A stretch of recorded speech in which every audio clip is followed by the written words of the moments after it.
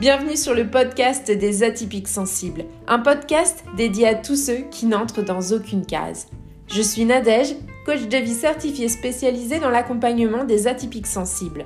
Mon objectif au travers de ce podcast est de te permettre de mieux te comprendre et d'oser te montrer tel que tu es.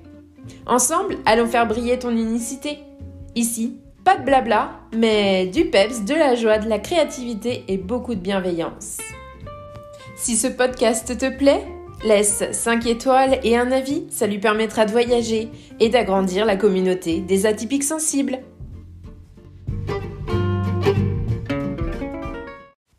Bienvenue dans l'épisode 34 du podcast des atypiques sensibles qui est le premier d'une série de 3 épisodes spéciaux.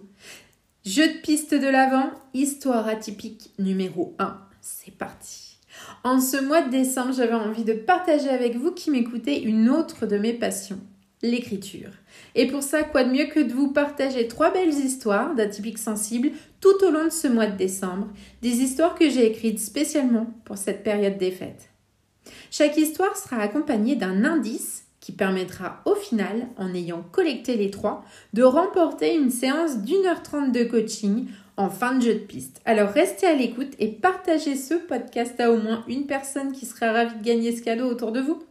Dans cet épisode, on va suivre le parcours de Marie dans une nouvelle qui s'intitule « L'éclat des sens ». Marie est une jeune femme douce et observatrice. Elle a toujours ressenti le monde de manière intense. Elle est sensible aux moindres détails qui l'entourent. Pour elle, cette sensibilité est souvent écrasante. Elle la submerge d'émotions qui lui semblent parfois, voire même très souvent, incontrôlables. Elle se sent si différente des gens qui l'entourent. Elle ne connaît personne qui réagisse comme elle. Elle se sent en décalage permanent. C'est si désagréable de se sentir incomprise et de ne pouvoir se confier à personne. Un matin, elle se décide à aller explorer la médiathèque de son quartier. Ce lieu a ouvert maintenant depuis plusieurs mois et elle n'a pas encore pris le temps de s'y rendre. Elle n'aime pas trop les lieux nouveaux, les nouvelles rencontres. C'est difficile de gérer l'inconnu et tellement plus confortable de rester dans ses petites habitudes. Mais ce matin, c'est décidé, elle y va. Elle le ressent au fond d'elle. Son intuition la trompe rarement. C'est le bon moment. Arrivée devant la porte, elle hésite. Il y a des familles, des enfants. Ce lieu est-il vraiment fait pour elle ? Ne vont-ils pas faire trop de bruit ? Elle s'apprête à faire demi-tour quand elle aperçoit cette femme rayonnante et souriante qui se dirige vers elle. « Bonjour, je suis Léa, je travaille ici. Bienvenue, c'est la première fois que vous venez ? N'hésitez pas à entrer, nous sommes toujours ravis d'accueillir de nouveaux visiteurs. » Plus moyen de faire demi-tour. Ce serait dommage de faire de la peine à cette femme qui a l'air si gentille. La voilà qui entre et se retrouve attirée par les couleurs, les titres, les rayonnages qui regorgent de trésors. Par où commencer ? C'est souvent le problème. Léa ressent le malaise de Marie et lui propose de commencer par le rayon qu'elle préfère, le rayon développement personnel. Marie suit donc Léa sans trop savoir si c'est vraiment une bonne idée. Elle n'a jamais été une grande fan de développement personnel. La morning routine lui donne des boutons et les gratitudes. Elle n'a pas tenu 3 jours. La méditation, n'en parlons pas. Comment font les gens pour rester pendant plusieurs minutes sans bouger à laisser passer le temps alors qu'il y a tant de belles choses autour de nous ? Ça ne coûte rien. Léa est demandée par un autre visiteur qui cherche des informations pour son futur voyage au Pérou. Marie se retrouve seule face à différents livres, tous aussi intrigants les uns que les autres. Les accords Toltec, la CNV pour les nuls. La voilà partie à la recherche d'un livre qui pourrait vraiment l'intéresser. Sans grande conviction, mais elle n'aime pas rejeter les propositions de personnes qui se donnent du mal pour lui faire plaisir. Et Léa avait l'air vraiment convaincue que ce rayonnage était le bon.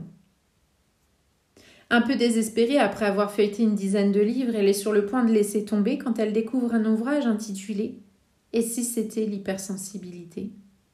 Ce titre l'intrigue. Elle sait que bien souvent, il n'y a pas de hasard. Si elle est attirée par ce livre, c'est qu'il y a une raison.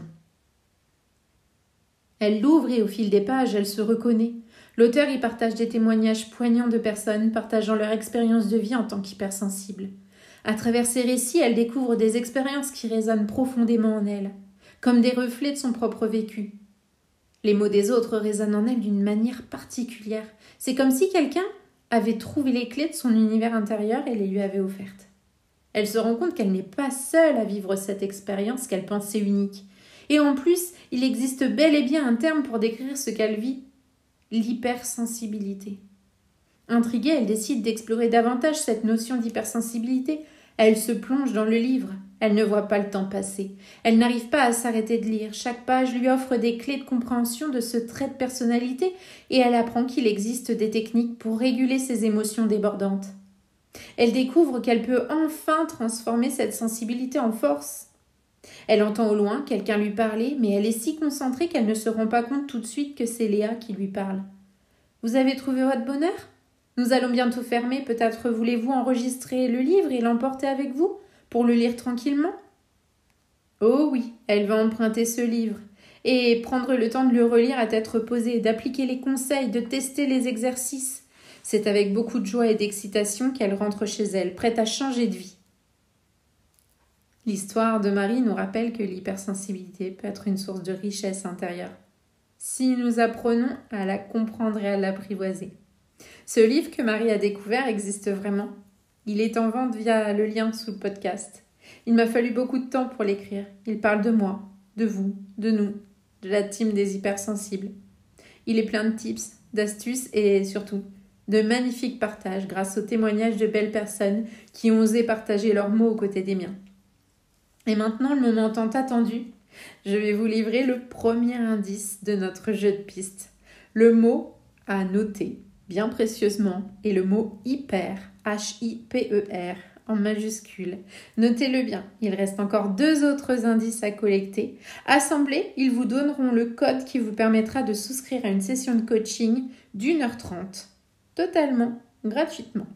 Le lien pour en bénéficier sera dans la description du dernier épisode de la série. Restez à l'écoute pour le prochain épisode où je vous partagerai une nouvelle histoire atypique. N'hésitez pas à partager cet épisode, à le noter 5 étoiles s'il vous a plu, à laisser un petit commentaire si le cœur vous en dit, sans dévoiler l'indice bien sûr.